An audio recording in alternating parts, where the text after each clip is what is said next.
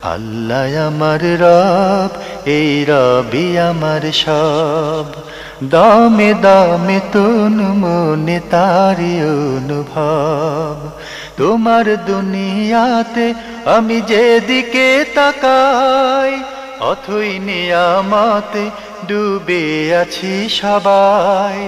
পাক পাখালির গানে শুনি তসবিহ কালো রব, তসবিহ কালো রব। আল্লাহ আমার রব, এই রবি আমার সব। আসসালামু আলাইকুম। আলহামদুলিল্লাহ, আসসালাতু আসসালামু আলা রাসূলিল্লাহ।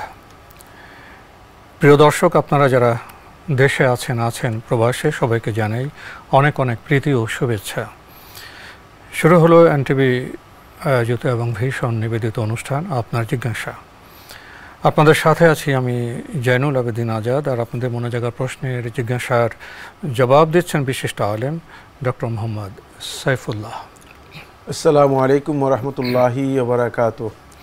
প্রিয় দর্শক, চলুন তাহলে জিজ্ঞাসার জগতে। শুরুতে একটি ইমেল পাঠিয়েছেন রফিকুল হায়দার চৌধুরী। রফিক লিখেছেন, আমাদের জীবনের কোন আমলগুলো নেকের পাল্লায় বেশি ভারী হবে এবং কোন কাজগুলো বদের পাল্লা বেশি ভারী করবে? ধন্যবাদ ভাইকে, আপনি খুবই গুরুত্বপূর্ণ একটি প্রশ্ন করেছেন। তবে প্রশ্নটি খুবই একাডেমিক এবং অনেক দীর্ঘ একটি আলোচ্য বিষয়। কিছু কিছু আমল আছে যেগুলোকে রাসূলুল্লাহ সাল্লাল্লাহু আলাইহি ওয়াসাল্লাম কিয়ামতের দিন মিজানে সবচেয়ে ভারী আমল হিসেবে আখ্যায়িত করেছেন।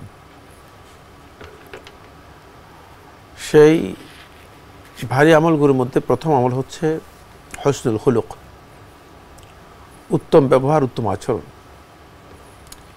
এটি আসকালু সেই ফিল মিজান। হাদিসে এসেছে রাসূলুল্লাহ সাল্লাল্লাহু আলাইহি ওয়াসাল্লাম বলেছেন, এই মিজানের মধ্যে কিয়ামতের দিন সবচেয়ে ভারী যে আমলটুকু হবে সেটি হচ্ছে হুসনুল খুলুক। 2 নম্বর হচ্ছে কালেমাতুত তাওহীদ। কালেমাতুত তাওহীদ, লা ইলাহা ইল্লাল্লাহ। যদি আল্লাহর বান্দা কালেমাতুত তাওহীদের যে ঘোষণা দিয়েছেন সেই ঘোষণাটাকে তিনি অটুট এবং অবিকৃত, অপরিবর্তিত রাখতে পারেন, তাহলে কালেমাতুত তাওহীদের মূল্য হবে সমস্ত আমলের চেয়ে বেশি। এটি নেকের পাল্লায় কিয়ামতের দিন সবচেয়ে ভারী আমল হিসেবে বিবেচিত হবে, সবচেয়ে ভারী আমল হিসেবে বিবেচিত হবে। আরেকটি হাদিসের মধ্যে রাসূলুল্লাহ সাল্লাল্লাহু আলাইহি ওয়াসাল্লাম বলেছেন যে আল্লাহ তাআলার কাছে এই আমলটি কিয়ামতের দিন সাকিলাতান ফিল মিজান, মিজানের মধ্যে অনেক বেশি ভারী হবে। সেটি হলো এই জিকির সুবহানাল্লাহি ওয়া বিহামদিহি সুবহানাল্লাহিল আযীম। এটি কিয়ামতের দিন মিজানের মধ্যে আল্লাহ রাব্বুল আলামিনের কাছে সবচেয়ে বেশি ভারী নেক আমল হিসেবে বিবেচিত হবে এবং আল্লাহ তাআলা এটাকে ভারী আমল হিসেবে রাসূলুল্লাহ সাল্লাল্লাহু আলাইহি ওয়াসাল্লাম বলেছেন এবং ভারী আমল হিসেবে মূল্যায়িত করবেন। নেকের পাল্লায় যেগুলো কিয়ামতের দিন ভারী আমল হবে, তার মধ্যে আরেকটি আমল হচ্ছে ওই আমলটুকু যেটি বান্দা কোনো একজন ব্যক্তিকে সন্তুষ্ট করার জন্য অথবা তার কোনো প্রয়োজন মেটানোর জন্য করে থাকেন, কোনো প্রয়োজন অথবা কোনো কল্যাণ করার জন্য অথবা কোনো সমস্যা দূর করার জন্য যে আমলটুকু করে থাকেন, এটা কিয়ামতের দিন মিজানে হাসানাতে নেকের পাল্লায় এই আমলগুলো ভারী আমল হিসেবে কিয়ামতের দিন আসবে। তবে এগুলো কোনটা কতটুকু ভারী হবে সেটা আল্লাহ রাব্বুল আলামিন সবচেয়ে ভালো জানেন, সবচেয়ে ভালো জানেন আল্লাহ সুবহানাহু ওয়া তাআলা। তবে এগুলোকে রাসূলুল্লাহ সাল্লাল্লাহু আলাইহি ওয়াসাল্লাম হাদিসের মধ্যে ইরশাদ করেছেন যে এগুলো সবগুলো কিয়ামতের দিন হাশরের ময়দানে মিজানুল হাসানাত, হাসানাতের যে পাল্লা হবে সে পাল্লায় এগুলো ভারী হবে। এরপর আরেকটি প্রশ্ন করেছেন বিপরীত যে প্রশ্নটি করেছেন সেটা হচ্ছে যে কোন কোন আমল কিয়ামতের দিন সবচেয়ে বেশি পাল্লায় পদ আমল হিসেবে অত্যন্ত জঘন্যতম হবে। 1, আশিরকু বিল্লাহ, আল্লাহ তাআলার সাথে শিরক করা। এটি তো শুধুমাত্র ভারী নয়, এটি সমস্ত আমলকেই বরবাদ করে দেবে, সমস্ত নেক আমলকে একেবারেই শেষ করে দেবে। সুতরাং কোনো ব্যক্তির জীবনে যদি কোনো না কোনোভাবে শিরক থাকে, সেটা যেভাবেই হোক না কেন, যদি কোনো না কোনোভাবে শিরক থাকে কোনো ব্যক্তির আমলের মধ্যে, তাহলে ওই ব্যক্তির আমল পরিপূর্ণরূপে বরবাদি হয়ে যাবে। 2 নম্বর হচ্ছে আজ-জুলম যুলুমাত ইয়াউমুল কিয়ামা, অন্যের উপর অত্যাচার করা, কারো উপর জুলম করা, এটি ভয়াবহ অপরাধ এবং কিয়ামতের দিন এটি নেক আমল নয়, মানে বদ আমলের মধ্যে এত নিকৃষ্ট হবে যে জুলমের শাস্তি দুনিয়াতেও হবে, আখিরাতে হবে, এবং আখিরাতে কঠিন শাস্তি হবে। জুলমের জন্য অবশ্যই আখিরাতে আপনাকে হতে পারে যে নেক আমল দিয়ে সে জুলম পরিশোধ করতে হবে। এই জন্য জুলমটা যদি অন্যের হকের সাথে সম্পৃক্ত হয়, তাহলে কিয়ামতের দিন আপনাকে নেক আমল দিয়ে পরিশোধ করতে হবে, এবং এটা অত্যন্ত ভারী বদ আমল হবে। আর এটি হচ্ছে উকুকুল ওয়ালিদাইন। উকুকুল ওয়ালিদাইন হচ্ছে পিতামাতার সাথে দুর্ব্যবহার করা, খারাপ ব্যবহার করা, খারাপ আচরণ করা। কিয়ামতের দিন অত্যন্ত খারাপ, এটি বান্দার আমলের পাল্লায় অত্যন্ত খারাপ আমল হিসেবে, অত্যন্ত ভারী খারাপ কাজ হিসেবে বিবেচিত হবে, এবং এটি বান্দার নেক আমলগুলো যদিও নষ্ট না করে, তবে বান্দাকে জান্নাত থেকে বঞ্চিত করবে, বান্দাকে জান্নাত থেকে বঞ্চিত করবে। আরেকটি হচ্ছে যেটি অত্যন্ত ভারী বোধ আমল হিসেবে বান্দার আমল নামায় আসবে, সেটি হচ্ছে কাতিয়াতুর রাহিম, আত্মীয়তার সম্পর্ক ছিন্ন করা। এটি একেবারে বান্দার শেষ মুহূর্ত পর্যন্ত, মানে শেষ সময় পর্যন্ত বান্দার সাথে থাকবে, এবং বান্দাকে জান্নাত থেকে তাকে বিরত রাখার জন্য চেষ্টা করবে। সুতরাং যারা আত্মীয়তার সম্পর্ক ছিন্ন করে, এই অপরাধটুকু তাদের অত্যন্ত জঘন্য। এই আমলগুলো কিয়ামতের দিন বান্দার পাল্লায় বদ আমল হিসেবে, নিকৃষ্ট আমল হিসেবে, অত্যন্ত ভারী আমল হিসেবে বিবেচিত হবে।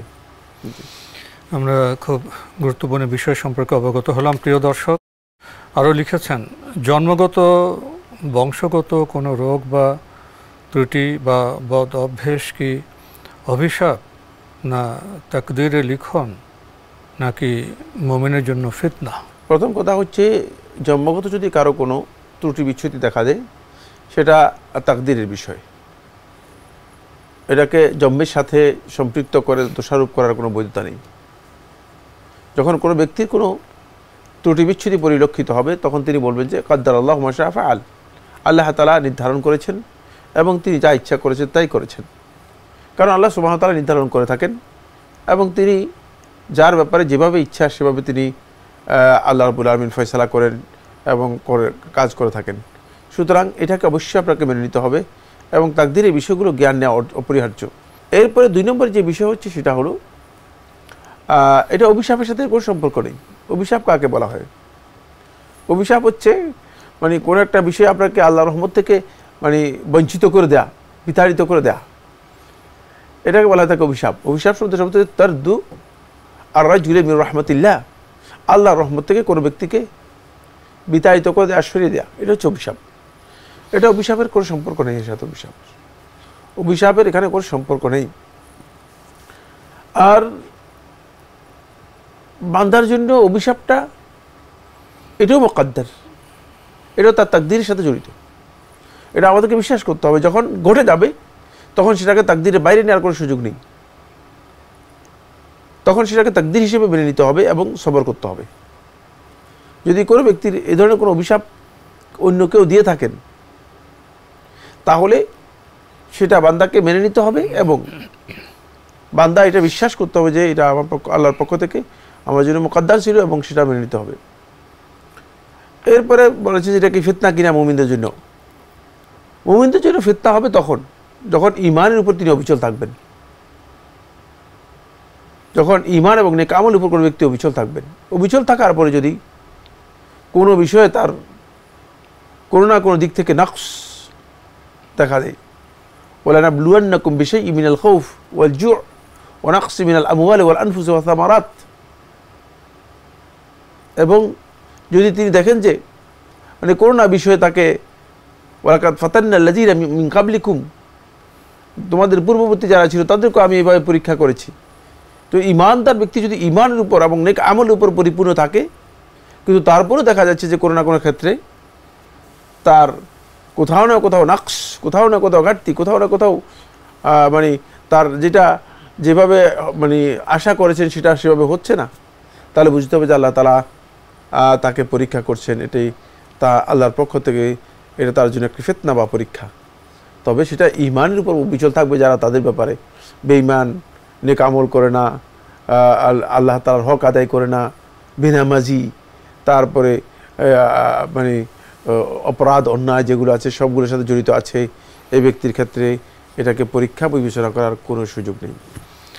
ভাই রফিকুল হায়দার চৌধুরী, রফিক, আপনি সবশেষে লিখেছেন, মানুষের সহজাত কিছু খারাপ অভ্যেস যেমন অহংকার, হিংসা, গীবত, অপবাদ ইত্যাদি মন থেকে দূর করার উপায় কি?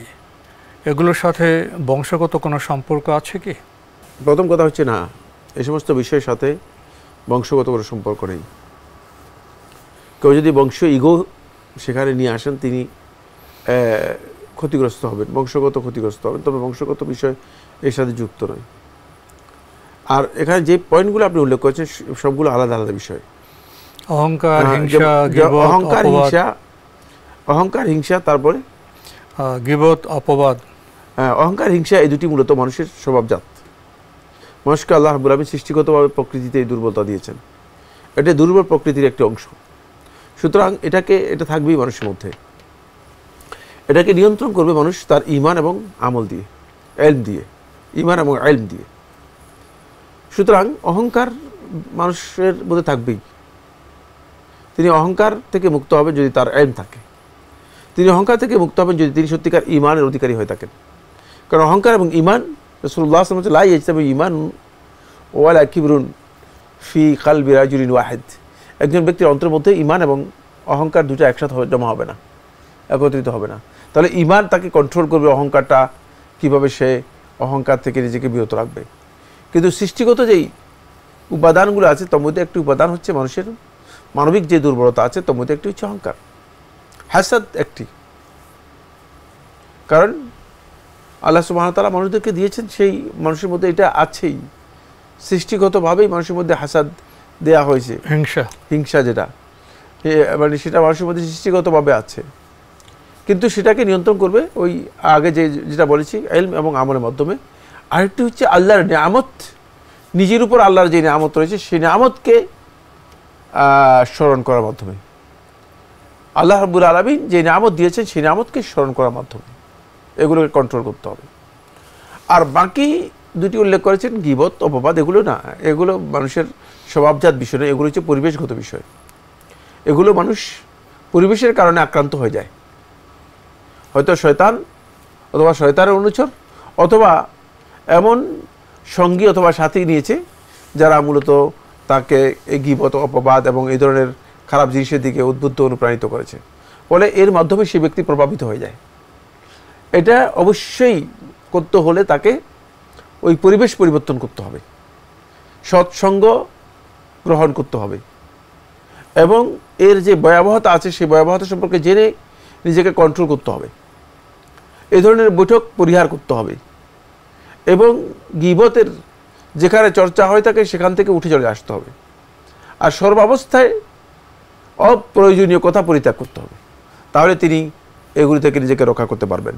আমরা জানলাম বিষয়গুলি সম্পর্কে। প্রিয় দর্শক, আরও একটি ইমেল পাঠিয়েছেন রেজাউর রহমান, লিখেছেন, জানাজা নামাজে প্রথম ও দ্বিতীয় তাকবীর ছুটে গেলে সালাম ফেরানোর পর কি ওই তাকবীর আদায় করতে হয়?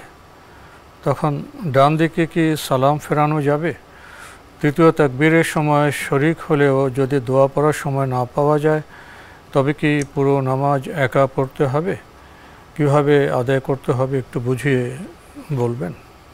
ধন্যবাদ আপনাকে। জানাজার সালাতে যদি কোনো ব্যক্তি পরবর্তীতে এসে অংশগ্রহণ করে থাকেন, তিনি যদি দুইটি তাকবীর না পেয়ে থাকেন তাহলে আলেমদের ইখতিলাফ রয়েছে।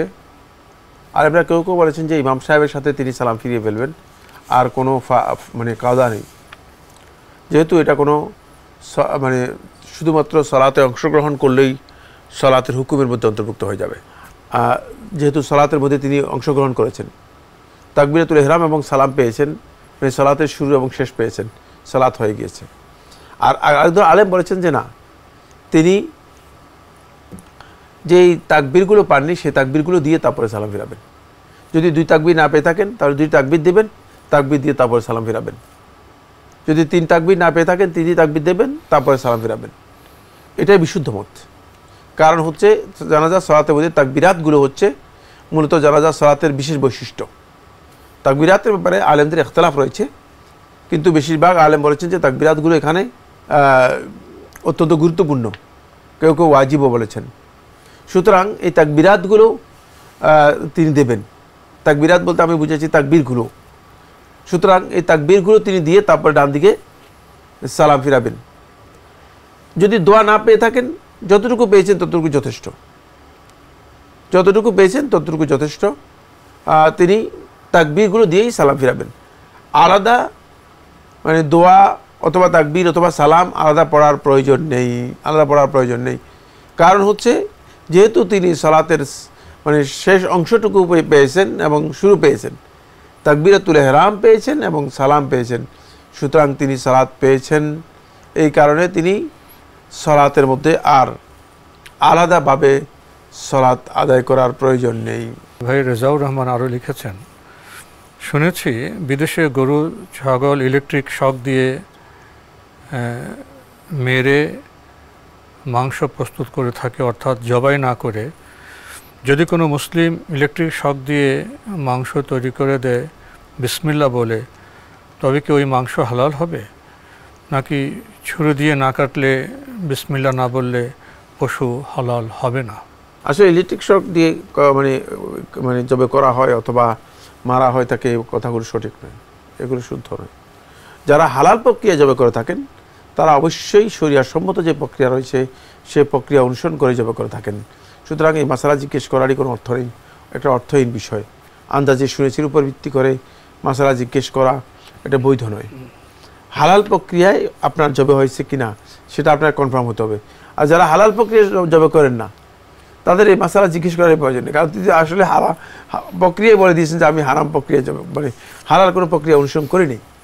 সুতরাং সেখানে মাসালা আসবেই না, এই মাসালা আসবেই না। জি, আমরা জানলাম বিষয়টি সম্পর্কে। প্রিয় দর্শক, আরও একটি ইমেল পাঠিয়েছেন রাসেল সুরেশ্বরী থেকে, লিখেছেন, পীরের অনুসরণ করা ফরজ, বিশ্বাস হয় না।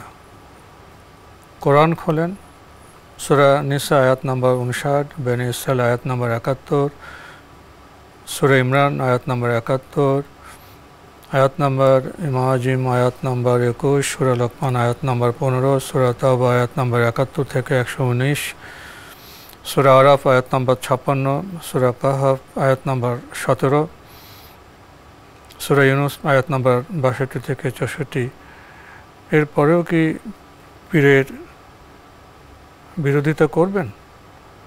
যদি পীরের বিরোধিতা করেন তাহলে আপনি আলেম না, আলেম নামের জালেম। আপনি তো একটি বিবরণ দিয়েছেন, আপনার মন্তব্য করেছেন, এটি তো ঠিক প্রশ্ন হলো না। আমরা জানি সুরশ্রী এই শব্দের সাথে আমাদের পরিচয় আছে, সেখানে পীর সাহেব আছেন। তো উনি যে কথা বললেন, চিঠি পাঠালেন, কি বলবেন? এ ভাই যে চিঠি পাঠিয়েছেন সেই চিঠিতে তিনি যে কথা বলেছেন এটি ধৃষ্টতা এবং জ্ঞান সম্পর্কে মূর্খতা। উনি বলতে চাচ্ছেন যে পীরের অনুসরণ করা ফরজ। মানে আমি প্রথম কথা যেটি বলবো সেটা হচ্ছে পীর শব্দটাই কোরআনে কারীমের কোথাও নেই। সুতরাং কিসের ভিত্তিতে আপনি এই মিথ্যা কথা দিয়ে আপনি আলেম নামে জালেমে বক্তব্য দিচ্ছেন? এরপরে কোরআনে কারীমের যে আয়াতের নাম্বারগুলো উল্লেখ করেছেন এই আয়াত নাম্বারগুলোর মধ্যে কোথাও পীর শব্দের নামগন্ধও নেই।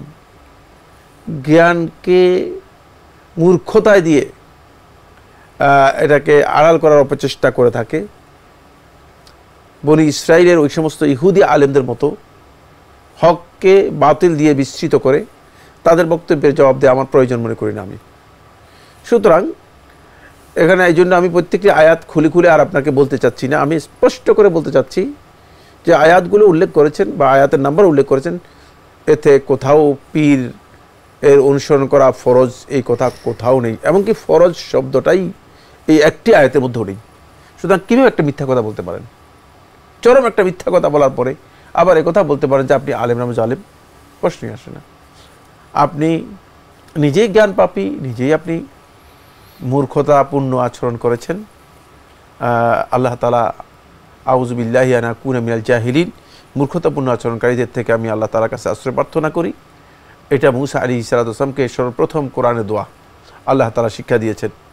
এবং আল্লাহ তাআলা অন্য আয়াতের মধ্যে সূরা আরাফের 190 নম্বর আয়াত 99 নম্বর আয়াতের মধ্যে বলেছেন যে ওয়া আরিদ আনিল জাহিলিন, আর ওই মূর্খতাপূর্ণ আচরণকারী মূর্খদের থেকে আপনি নিজেকে ফিরিয়ে রাখুন, বিরত রাখুন। সুতরাং আমাদের দায়িত্ব হচ্ছে আমরা মূর্খদের থেকে নিজেদেরকে ফিরিয়ে রাখা। আপনি যে বলেছেন যে পীর ধরা নাকি কি লিখেছেন? পীর বলছেন যে পীরের অনুসরণ করা ফরজ, পীরের অনুসরণ করা ফরজ, এই বক্তব্য ফিকহুল ইসলামীতে 4 মাযহাব এবং 4 মাযহাব ছাড়া অন্যান্য মাযহাবের আলেমদের কারো বক্তব্য এই বর্মে নেই। সুতরাং একটা বিষয় তো বলতে হলে অন্তপক্ষে একজনের বক্তব্য ভিত্তি লাগবে তো।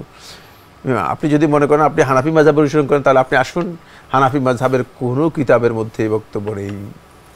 তো আজকে আমাদের এখানে শেষ করতে হচ্ছে। আপনাকে অনেক ধন্যবাদ।